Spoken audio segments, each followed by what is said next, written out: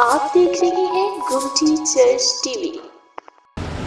قرآن کے مقدس پاک کلام میں سے آج کی ہماری تلاوت مقدس مرکز کی معرفت لکھا گیا انجیلی بیان اور اس کا 13واں باب اور اس کی تیسری آیت مقدسہ سے 8ویں آیت مقدسہ تک ہم خداوند کے کلام پاک میں سے تلاوت سنیں گے۔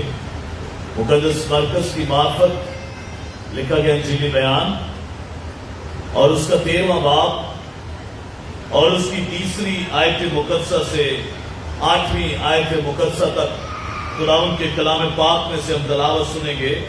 خداوند کے کلام میں لکھا ہوا ہے، جب وہ زیتون کے پہاڑ پر ہیکل کے سامنے بیٹھا تھا تو پطرس اور یعقوب اور یوحنا اور اندریاس نے تنہائی میں اس سے پوچھا، ہمیں بتا کہ یہ باتیں کب ہوں گی اور جب یہ سب باتیں پوری ہونے کو ہوں اس وقت کا کیا نشان ہے؟ یسوع نے ان سے کہنا شروع کیا کہ خبردار کوئی تم کو گمراہ نہ کر دے، بتھیرے میرے نام سے آئیں گے اور کہیں گے کہ وہ میں ہی ہوں، اور بہت سے لوگوں کو گمراہ کریں گے۔ اور جب تم لڑائیاں اور لڑائیوں کی افواہیں سنو تو گھبرا نہ جانا، ان کا واقع ہونا ضرور ہے، لیکن اس وقت خاتمہ نہ ہوگا، کیونکہ قوم پر قوم اور سلطنت پر سلطنت چڑھائی کرے گی، جگہ جگہ بھونچال آئیں گے اور گال پڑیں گے۔ یہ باتیں مصیبتوں کا شروع ہی ہوں گی۔ خدا کا شکر اس کے کلام کے لیے، آمین۔ آئیے دعا کے لیے اپنے سروں کو جھکائیں گے اور میری گزارش ہے ڈاکٹر عابد صاحب سے یوائن اور خداوند کے کلام کے لیے دعا میں خدا کے خادم پادری ایمرٹ صاحب کے لیے دعا میں رہنمائی کریں۔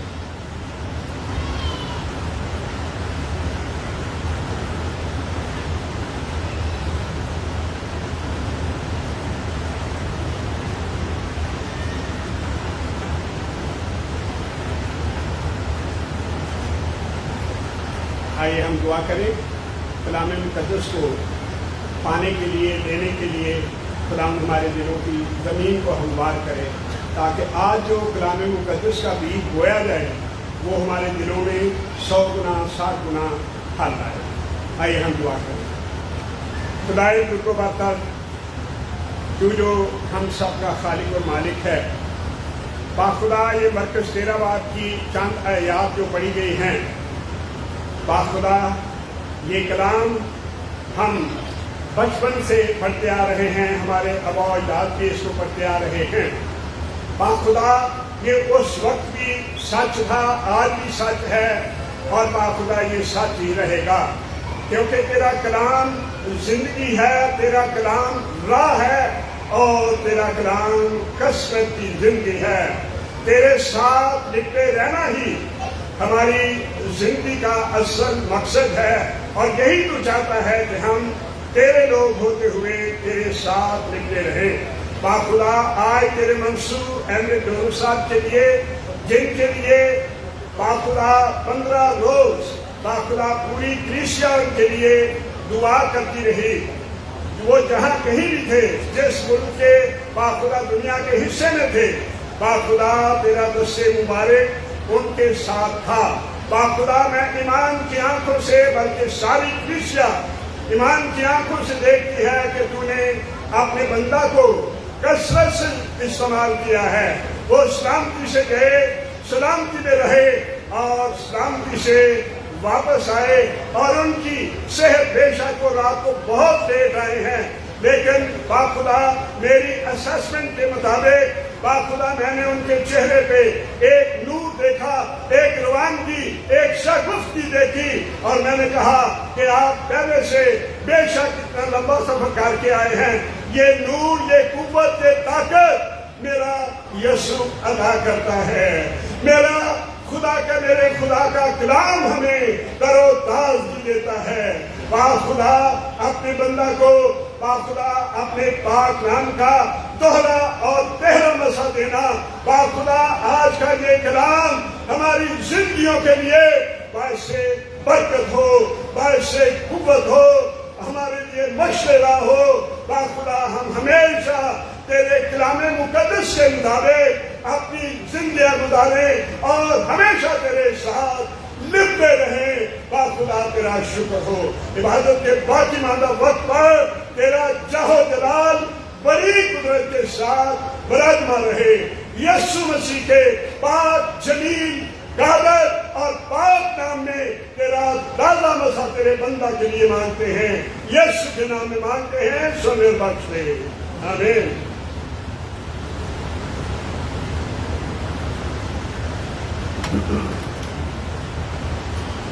یسوع کے ساتھ اس کے 4 شاگرد ہیں اور اس سے سوال کرتے ہیں کہ خدا ایسے 16-17 دن پہلے ہم نے اس بات کو سیکھا کہ اس نے ہیکل کی بربادی کا ذکر کیا، اور پھر یسوع کلام لکھے کہ زیتون کے پہاڑ پر ہیکل کے سامنے بیٹھا تھا۔ جب کوئی اہم بات کرنی ہوتی ہے، جب کوئی اہم بات ہوتی ہے تو وہ بیٹھ کر ہوتی ہے۔ جب کوئی یسوع اہم تعلیم دیتا ہے تو وہ بیٹھ کر دیتا ہے۔ یہودی چلتے ہوئے بھی تعلیم دیتے تھے، لیکن جب بہت اہم بات کرنی ہوتی تھی تو وہ بیٹھ کر کرتے تھے۔ اور دنیا میں جب بھی کوئی اہم بات ہوتی ہے، جب بھی کوئی اہم فیصلے ہوتے ہیں، 2 پارٹیاں مل کر بیٹھتی ہیں اور فیصلہ کرتے ہیں۔ یسوع نے جب اپنی زندگی کا سب سے بڑا واعظ کیا، جسے ہم پہاڑی واعظ کہتے ہیں، سرمن آن دی ماؤنٹ، تو وہ بھی بیٹھ کر کیا، اور شاگرد اس کے قدموں میں بیٹھ گئے اور پہاڑ پر بیٹھے۔ یہاں پر بھی ہم دیکھتے ہیں کہ یسوع کلام میں لکھا ہے جب وہ زیتون کے پہاڑ پر ہیکل کے سامنے بیٹھا تھا تو پترس اور یعقوب اور یوحنا اور اندریاس نے تنہائی میں اس سے پوچھا، علیحدگی میں اس سے پوچھا، 4 شاگردوں نے، کہ خداوند تو ہمیں بتا کہ یہ باتیں کب ہوں گی، اور جب یہ سب باتیں پوری ہونے کو ہو اس وقت کیا نشان ہو۔ میں کل سے دیکھ رہا تھا کہ کتنے اب تک جھوٹے مسیحا آئے ہیں۔ میں نے بہت کوشش کی، بہت جگہ سے، ویکیپیڈیا پر بھی میں نے دیکھا تو 30 سے 40 اب تک جو مسیحوں میں ہوئے ہیں وہ 30 سے 40 جھوٹے مسیحا ہیں، جنہوں نے لوگوں کو غلط تعلیمات دے کر، لوگوں کو غلط طریقے سے اپنے پیچھے لگا کر مسیحا ہونے کا اقرار کیا، اعلان کیا کہ ہم مسیحا ہیں۔ لیکن یاد رکھیں کہ میرے اور آپ کے لیے مسیحا ایک ہی ہے اور وہ ہمارا یسوع ہے۔ غلط تعلیم لوگ دیتے رہیں گے، اور 30 سے 40 ایسے بڑے، لیکن چھوٹے موٹے اور بھی کئی ہوئے، لیکن 30 سے 40 ایسے مسیحا جو جھوٹے مسیحا کے ہوئے، اور جنہوں نے ہسٹری میں اپنے آپ کو مسیحا ہونے کا اقرار کیا۔ اور مقدس متی 24ویں باب میں لکھتے ہیں کہ بہت سے آئیں گے، یعنی بہت سے جھوٹی تعلیم دینے والے۔ اور میں پچھلے دنوں جس ملک میں تھا وہاں بھی باتیں ہو رہی تھی کہ فلاں جو ہے وہ غلط تعلیم دیتا ہے، وہ غلط باتیں کرتا ہے، اس کا غلط رہن سہن ہے، اس کی غلط زندگی ہے، وہ جھوٹا ہے، وہ کلٹ ہے، اور اس قسم کی باتیں ادھر بھی ہوتی تھی۔ اور یہاں پر بھی مقدس متی بیان کرتا ہے کہ وہ پاس سے آئیں گے۔ اور یسوع کے جانے کے بعد رسولوں کے اعمال میں ہمیں اس بات کا پتہ چلا، 21ویں باب کی 38ویں آیت میں، سائمن بار کوہابا اس کا نام تھا، اس کا نام سائمن بار کوہابا تھا۔ اور جب اس حوالے کو ہم پڑھتے ہیں تو 38ویں آیت میں لکھا ہے، رسولوں کے اعمال 21واں باب اور 38ویں آیت میں، اور جب پولس کو قلعہ کے اندر لے جانے کو تھے تو اس نے پلٹن کے سردار سے کہا، مجھے اجازت دے کہ تجھ سے کچھ کہوں۔ اس نے کہا، تو یونانی جانتا ہے؟ کیا تم وہ مصری نہیں جو اس سے پہلے غازیوں میں سے 4000 آدمیوں کو باغی کر کے جنگل میں لے گیا تھا؟ یہ جو سائمن تھا یہ بھی خیال کیا جاتا ہے کہ اپنے آپ کو اس نے 4000 لوگوں کی گروہ کو اپنے ساتھ ملا لیا. پھر رسولوں کے بعد میں اس کا ذکر جس باب میں آتا ہے کہ وہ لوگوں کو لے کر، تو اس کے بارے میں خیال کیا جاتا ہے کہ کہا جاتا ہے کہ وہ بھی اپنے آپ کو مسیحا کہتا تھا. اور کلام مقدس میں ہم اس بات کو سیکھتے ہیں کہ شاگرد اس سے جاننا چاہتے ہیں، شاگرد اس سے پوچھنا چاہتے ہیں کہ خداوند کیسے حالات ہوں گے، کیا کیا واقعات ہوں گے. یسوع نے ان سے کہا، کہنا شروع کیا کہ خبردار کوئی تم کو گمراہ نہ کرے. اس کا مطلب ہے بہت سی تعلیمات ایسی ہیں، بہت سی باتیں ایسی ہیں جو ہمیں گمراہ کر سکتی ہیں.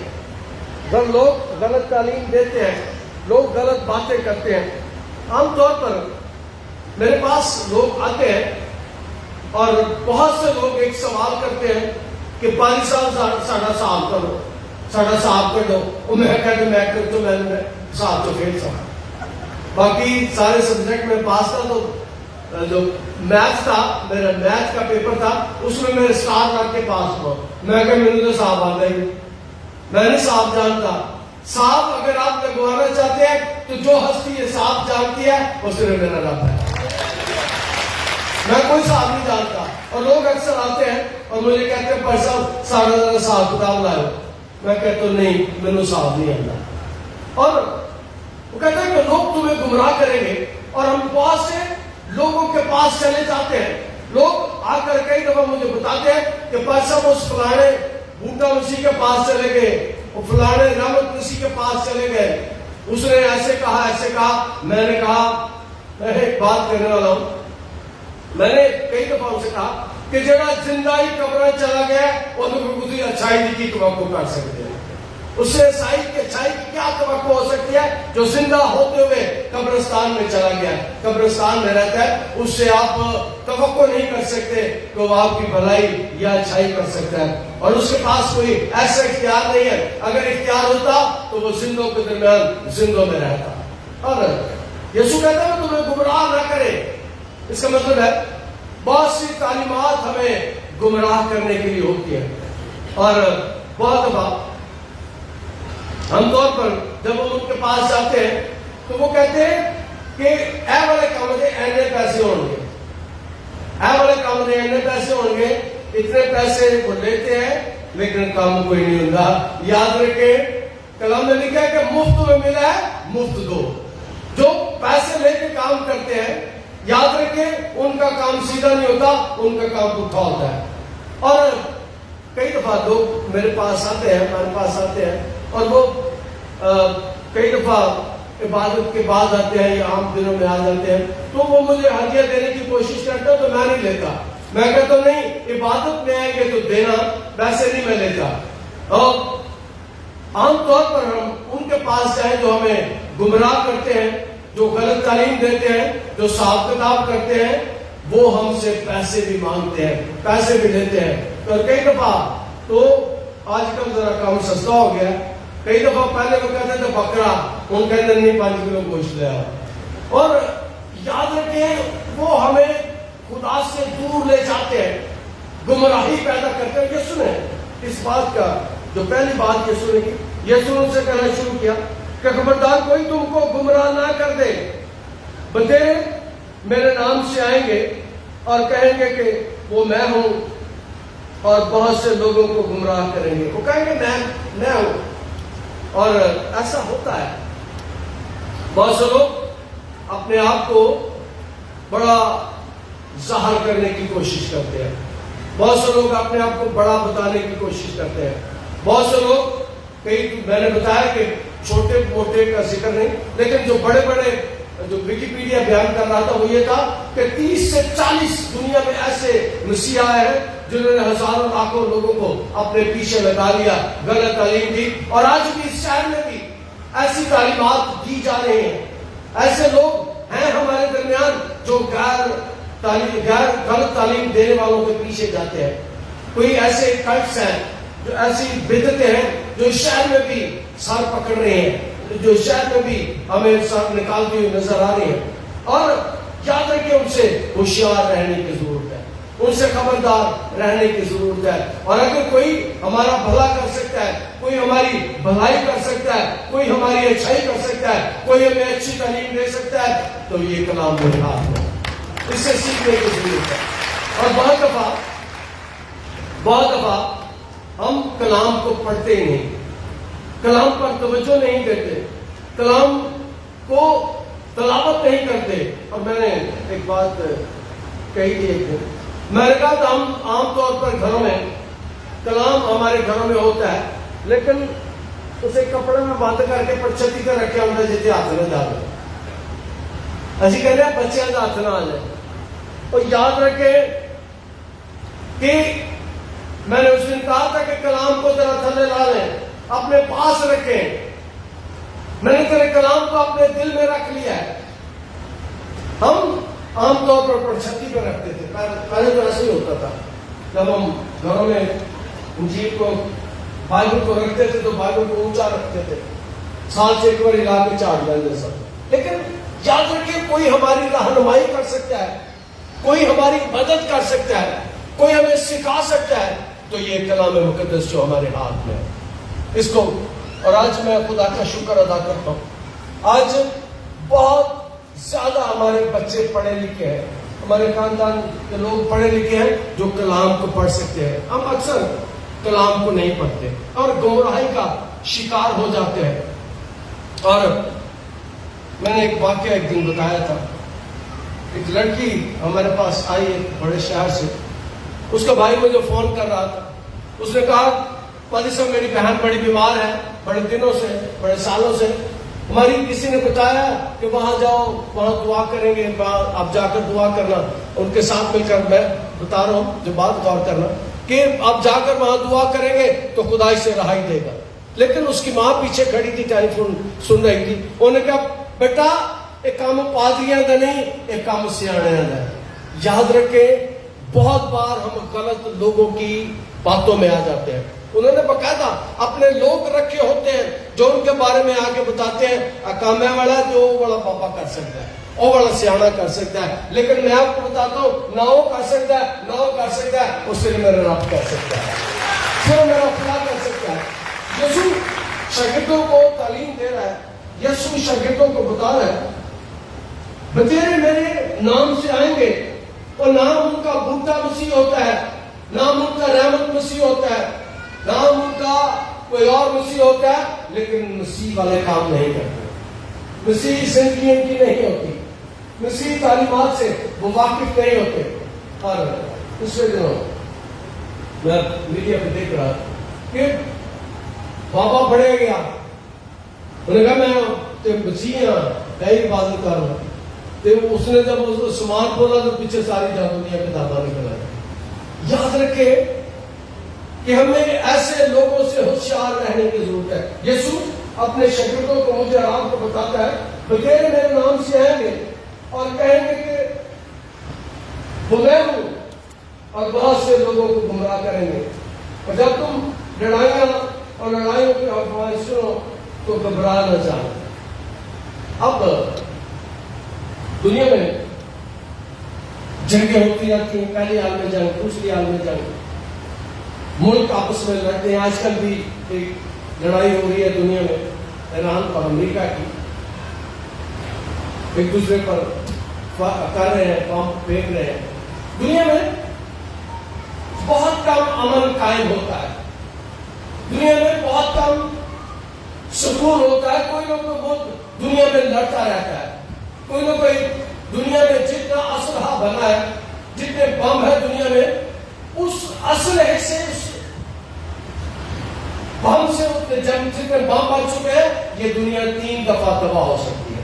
جتنا اسلحہ ہے دنیا میں, جتنے ایٹم بم ہے, یہ جو دنیا ہمارے سامنے ہے, جو دنیا کے جو 193 ملک ہیں, یہ 3 دفعہ تباہ ہو سکتے ہیں اس اسلحے سے, اس ایٹم بموں سے جتنے دنیا کے پاس ہے. اور جیسے ہی یسوع کے دور میں امن تھا، اس کے بعد دنیا میں امن نہیں رہا، کوئی امن قائم نہیں ہوتا، لڑائیاں جھگڑے ہوتے رہتے ہیں، ملکوں کے درمیان جنگیں ہوتی رہتی ہیں، اور بہت سے لوگ گمراہ کریں گے.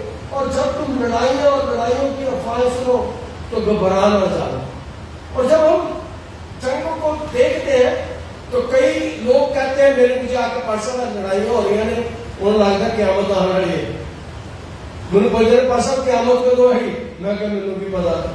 یہ کام صرف رب جانتا ہے، یہ کام صرف میرا خدا جانتا ہے، والی میرا کوئی نہیں پتا. تو حوصلے مارتے رہے کہ اب بازی قیامت آنے والی ہے.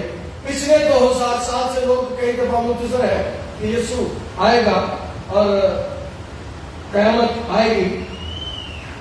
اور جب تم لڑائیوں اور لڑائیوں کی افواہیں سنو تو گھبرا نہ جانا، ان کا واقعہ ہونا ضرور ہے، لیکن اس وقت خاتمہ نہ ہوگا. اتنے لڑائی جھگڑا ہو رہا ہے، دنیا میں امن نہیں ہے، دنیا ختم ہونے والی ہے، دنیا میں یہ کام ہونے والا ہے. تو یسوع کہتا ہے گھبرانا نہیں، ڈرنا نہیں، خوف زدہ نہیں ہونا. اور میں نے بتایا تھا کہ ڈر مت اور خوف مت کا کلام میں 365 بار اس لفظ یہ استعمال ہوا. یہ لفظ یاد رکھنا 365 بار استعمال ہوا ہے، اور سال کے 365 دن ہوتے ہیں. ہمارے ہر روز کا پیغام یہ ہے کہ ڈر مت اور خوف مت کا. خدا جو لوگ خدا کے ساتھ چلتے ہیں انہیں ڈرنے کی ضرورت نہیں ہے، وہ ڈرتے نہیں ہیں. لیکن جو ابلیس کے ساتھ چلتے ہیں ان کی زندگی کا سب سے بڑا مسئلہ یہ ہوتا ہے کہ وہ ڈرتے ہی رہتے ہیں ہر وقت. وہ ڈر کی وجہ سے لڑ جاتے ہیں ایک دوسرے سے، ڈر کی وجہ سے ایک دوسرے کے پڑے ہوتے ہیں گلے، خوف کی وجہ سے کہ مجھے نہ مار دے. یاد رکھیے کہ میں ابھی پچھلے ہفتے چند لوگوں کے ساتھ بیٹھا ہوا تھا اور میں نے انہیں بلایا کے ساتھ بیٹھا کھانا کھانا. میں نے کہا بھائی ہے تو تسی ساڈے دشمن ہو، یو آر آور اینیمیز. اور یسوع نے کیا سی اپنے دشمنوں سے پیار کرو تو میں تو پیار کرنا. ان لوگوں سے ہمارے صاحب ان کے لوگ تھے تو میں ان کے ساتھ بیٹھا ہوا تو میں نے کہا ہے تو ساڈے دشمن ہو، پر یسوع نے کیا سی اپنے دشمنوں سے پیار کرو تو میں تو پیار کرنا. اب جو خدا کے ساتھ چلتے ہیں وہ ڈرتے نہیں، گھبراتے نہیں، پریشان نہیں ہوتے. لیکن جو خدا کے ساتھ نہیں چلتے ان کی زندگی کا مسئلہ یہ ہے کہ وہ ہر وقت ڈرے رہتے ہیں، ہر وقت خوف زدہ رہتے ہیں، ان کو رات نیند نہیں آتی. لیکن جو خدا کے ساتھ چلتے ہیں وہ کہتے ہیں میں سو جاواں گا نیچے نال جدوں میں لیٹ جاواں گا. اب یسوع دنیا کو کہتے ہیں گھبرانے کی ضرورت نہیں ہے. اب دوسرا اس کا مطلب کیا ہے؟ دوسرا اس کا مطلب یہ ہے کہ گھبرانے کی ضرورت نہیں ہے، ڈرنے کی ضرورت نہیں ہے. میرا خدا جب ہم مصیبت میں پڑیں گے، دکھ میں پڑیں گے، خدا ہمیں بچا لے گا، خدا ہماری حفاظت کرے گا، خدا ہماری نگہبانی کرے گا. ڈرنے کی ضرورت نہیں ہے، گھبرانے کی ضرورت نہیں ہے. اگر خدا پر ایمان رکھتے ہیں تو یاد رکھے خدا آج ہم گا رہے تھے رب ساڈا زور ہے تے نالے ساڈی ہے پناہ، کہ مدد سختیاں میں جیڑا ساڈا ہے خدا. جو ہمارا خدا ہے وہ سختیوں میں، مصیبتوں میں، دکھوں میں، پریشانیوں میں ہماری حفاظت کرتا ہے. اور اگلی بات ہے کہ قوم پر قوم اور سلطنت پر سلطنت چڑھائی کرے گی، جگہ جگہ بولچال آئیں گے اور کال پڑیں گے. یہ باتیں مصیبتوں کا شروع ہوگی، یہ باتیں مصیبتوں کا شروع ہوگی، بولچال آئیں گے. یاد رکھیں کہ مسیحوں کو گھبرانے کی ضرورت نہیں ہے. خدا پر جو ایمان رکھتے ہیں انہیں گھبرانے کی ضرورت نہیں ہے. یسوع جب مردوں میں سے جی اٹھا تو کلام میں لکھا ہے چٹانیں تلک گئیں، قبریں پھٹ گئیں، اور ایک بنچال آیا اور اس بنچال کے وسیلے سے قبریں پھٹ گئیں اور مردے جی اٹھے. یسوع کے لوگوں کے لیے جو بنچال آیا تھا اس سے زندگی آئی تھی، موت نہیں آئی تھی. ہمارے ملک میں ایک زلزلہ آیا تھا، اس زلزلے میں بھی وہاں گیا تھا تو 76,000 لوگ مر گئے تھے. لیکن جب یسوع کی موت کے بعد زلزلہ آیا تو لوگ قبروں میں سے نکل آئے. یاد رکھیں ہمیں گھبرانے کی ضرورت نہیں ہے، خدا ہماری حفاظت کر سکتا ہے. تو یسوع اس لیے اپنے شاگردوں کو، مجھے اور آپ کو بتا دیں، کال پڑیں گے याद रखिए, जो खुदा पर ईमान रखते हैं वो कभी भूखे नहीं मरते, कभी भूखे नहीं सोते। काल पड़ गया और मैंने एक दफा बताया था कि जिस खानदान में काल पड़ा था, जब जिस मुल्क में काल पड़ा था, वहां यूना नबी और उसकी मां रहते थे, नबी यूना नबी। और उसने जब दुआ की, उसके लिए दुआ की गई, तो उसके आटे के मटके और तेल की कुप्पी को खुदा ने बरकत दी। और जब वो मुल्क में जितना अरसा काल रहा, यूना की मां जब आटा निकालती थी, हाथ डालती थी, तो मटके में से आटा निकल आता था। जितनी दफा वो कुप्पी अंडेलती थी, तेल निकल आता था। याद रखें, दुनिया के लिए एक बात मैं कहा करता हूं कि जो खुदा की इबादत करते हैं, जो खुदा के साथ चलते हैं, उनके घरों में आटा शापरों में नहीं आता। जो खुदा की इबादत करते हैं, उनके घरों में आटा शापरों में नहीं आता, उनके घरों में आटा बोरियों और तोड़ों में आता है। और जो खुदा से दूर होते हैं, कलाम में लिखे, मैंने बताया था, तुम मेरी इबादत करना, तब मैं तुम्हारे रोटी और पानी को बरकत दूंगा। मुल्क में काल पड़ा हुआ है, लोगों को रोटी मिलने नहीं।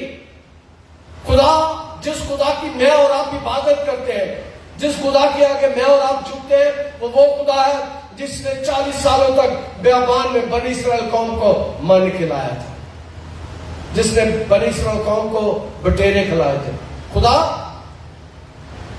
हमें मुहैया कर सकता है, उसका एक नाम यहोवा यरी है, यानी मुहैया करने वाला, फराहम करने वाला। जो सबसे हमारी बुनियादी जरूरत है वो रोटी है। काल पड़ जाए, कुछ ना मिले, लेकिन याद रखिए, जो खुदा की इबादत करेंगे, खुदा उनको रोटी देगा। कहते काल पड़ेंगे, बुलचाल आएंगे, सल्तनत पर सल्तनत चढ़ाई करेगी, जगह जगह बुलचाल आएंगे, काल पड़ेंगे।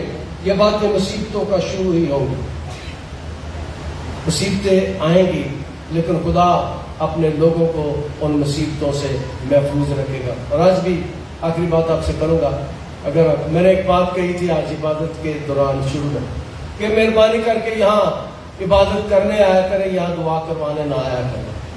आज फिर मैं कहता हूँ कि यहाँ पर जो दुआ करेंगे, खुदा उनकी सारी जरूरतों को पूरा करेगा। खुदा आज के कलाम के वसीले से निकलते हैं। आप देख रहे हैं गोटी चर्च टीवी।